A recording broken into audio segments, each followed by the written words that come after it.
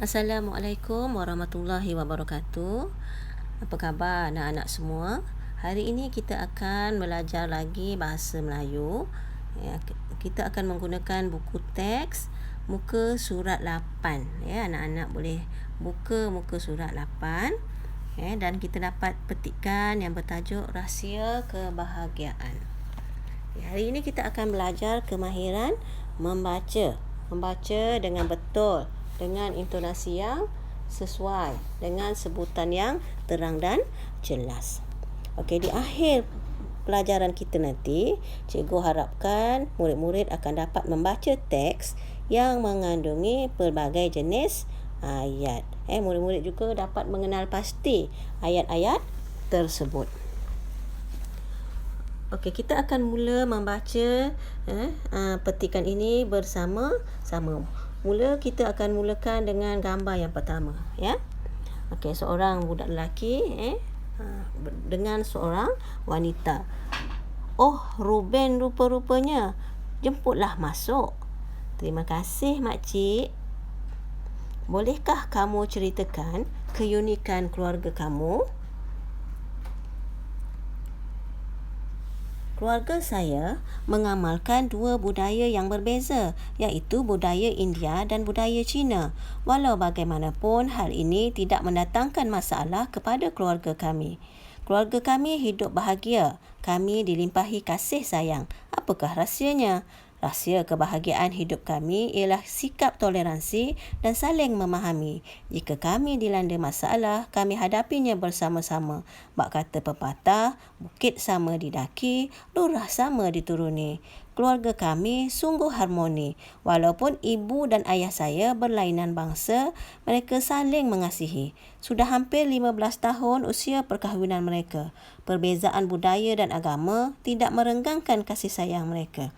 Ikatan kasih sayang antara mereka juga bertambah erat dari hari ke hari. Saya berasa amat bertuah hidup dalam keluarga yang berkongsi budaya, banyak keistimewaannya. Sebagai contoh, pelbagai bahasa dapat saya kuasai. Saya fasih bertutur dalam bahasa Melayu, bahasa Inggeris, bahasa Tamil dan bahasa Mandarin. Saya juga dapat bergaul mesra dengan rakan yang berbilang bangsa. Kami menghormati dan mengunjungi antara satu dengan yang lain. Okey, baik. Jadi petikan itu mengandungi pelbagai jenis ayat. Jadi kita nak tahu dulu apa jenis ayat yang kita nak pelajari pada hari ini. Jadi ada 4 jenis ayat saja yang kita akan pelajari pada hari ini, iaitu yang pertama ialah ayat penyata. Ayat tanya, ayat perintah dan ayat seruan. Apakah yang dikatakan dengan ayat penyata? Ayat penyata ini biasanya dibina untuk menyatakan tentang sesuatu, tentang orang, tentang keluarga, bercerita tentang sesuatu, cerita tentang baju, tentang keluarga, tentang sahabat dan sebagainya. Dan biasanya dia berakhir dengan tanda noktah. Tanda noktah. Ingat tengok tanda noktah, itu adalah ayat penyata biasanya. Kemudian kita juga akan mempelajari dan mengenal pasti ayat tanya. Apakah ayat tanya? Ayat tanya dia bergantung, dia ada 2 jenis. Yang pertama, ayat tanya dengan kata tanya. Okey, apakah kata tanya? Apakah, bagaimanakah, bilakah? Bilakah, bagaimanakah? Kemudian ayat tanpa kata tanya, tapi kedua-duanya ini awak mudah untuk kenal pasti kerana kedua-duanya mengandungi tanda tanya di akhir ayat. Okey. Kemudian ayat perintah. Ayat perintah ini sebenarnya terbahagi kepada 4. Ayat suruhan, ayat larangan, ayat silaan dan ayat permintaan. Okey, tengok kalau ayat silaan, jemputlah, sila.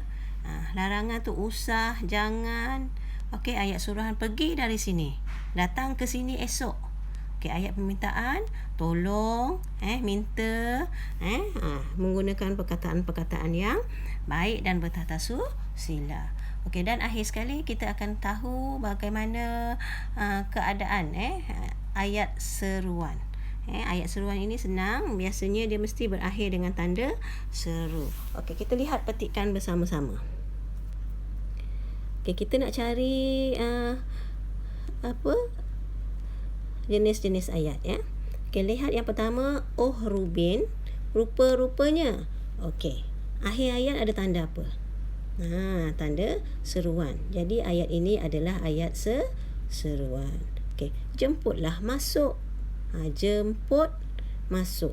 Maksudnya ayat ini adalah ayat silaan. Okey, baik. Terima kasih makcik. Okey, baik. Bolehkah kamu ceritakan keunikan keluarga kamu? Ayat ini dia berakhir dengan tanda tanya. Dengan tanda tanya, tapi dia tidak mengandungi kata tanya. Jadi ayat ini adalah ayat tanya. Okey, kita tengok bahagian bawah pula. Keluarga saya mengamalkan dua budaya yang berbeza, iaitu budaya India dan budaya Cina. Tanda noktah.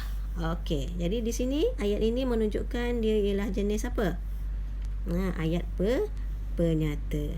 Walau bagaimanapun, hal ini tidak mendatangkan masalah kepada kami. Keluarga kami hidup bahagia, kami dilimpahi kasih sayang. Okey, semuanya berakhir dengan tanda noktah menunjukkan ayat ini adalah ayat penyata. Okey, apakah rahsianya?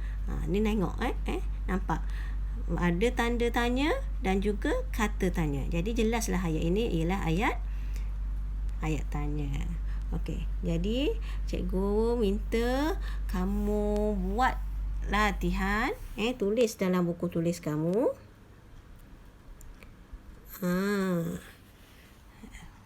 Isikan contoh ayat itu daripada petikan. Ada 4 ayat saja, tak perlu banyak-banyak sangat. Satu jenis ayat, satu contoh ayat.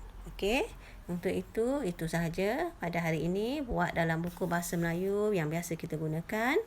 Buat dengan tulisan yang cantik dan kemas, dan cikgu nak murid-murid cubalah membaca petikan itu, kemudian hantar video bacaan anda kepada cikgu.